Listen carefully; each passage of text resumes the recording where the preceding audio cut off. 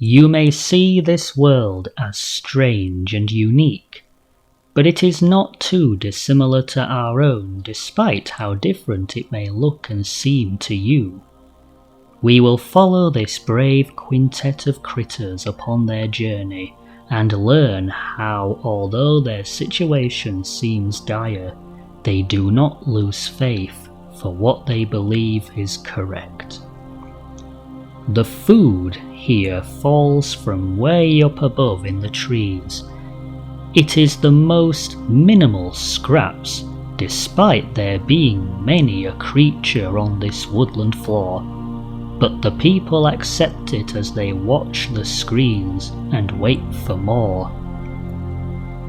All the critters down here believe that this is all there is to life, and don't seem to have any questions about what is going on. Our heroes, however, are different. These 5 friends, led by Jermaine, set out one day on a journey up the tree to learn what is going on and why they only see such small amounts of food despite the number of critters on the ground. After what they would firmly believe is at least half a day, they reach another plateau, this time with a more put-together floor made up of mud, as well as the sticks and leaves, with a small group of critters sat on giant piles of food and a giant sign that reads, "You must not eat this food."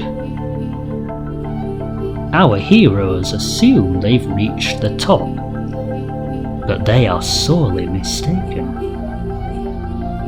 Jermaine confronts one of these critters demanding answers. "Why are you not sharing this food when you clearly don't need this much?" The critter responds in a hoarse tone. "You know nothing, child. You people on the ground don't deserve any of this. It's all ours. If you have a problem, you better keep going up." And so the group sets out again. Some of them are beginning to feel defeated and begin asking questions. "Jermaine, what actually is the goal here? Yeah, why are we still going? It's clearly not going to help." Jermaine responds in as confident a tone they can muster up, despite also feeling slightly defeated. "Look around, look at the forest. Why is this the only tree standing? Do you never wonder who is getting rid of all the other communities in those trees and why? That's why we're still going, to find the answers and help every one of those who live on the ground." The group all hear this and find themselves reinvigorated to keep climbing through the night and the next day also.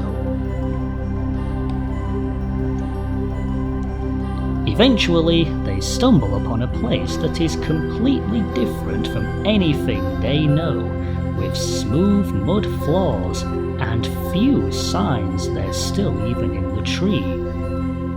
A grand table sits in the middle of the room, seating 5 animals they have never seen before, but can tell shouldn't be this high up.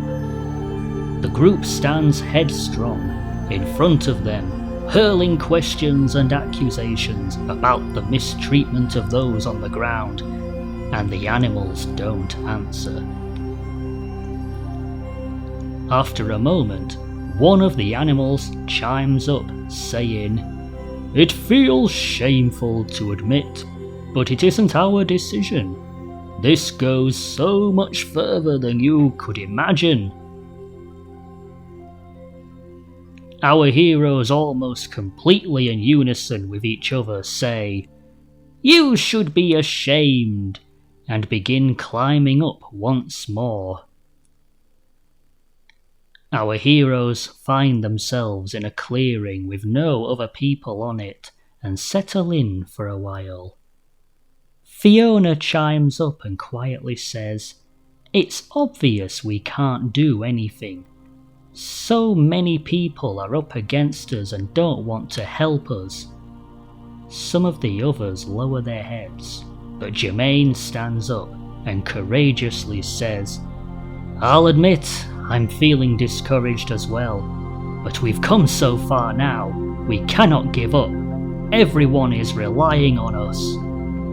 They sit down together again. And the group seems a bit more encouraged to climb higher again. Upon reaching the next plateau, the group find themselves dwarfed by a vast colosseum-like structure in which sit an array of creatures, some resembling the group they cast shame on, and others that look exactly like them and the people they know back home. "How does it keep getting bigger? So many people and none of them want to help us," asks Lance, deeply disturbed by what he is seeing. The crowd sat above them shouts out, completely synchronized, "What are you doing here? You should be down below." Our heroes are taken aback by the sheer volume at which the crowd speaks, but they do not falter, and Jermaine speaks up. "We seek those in power. We the people demand more food."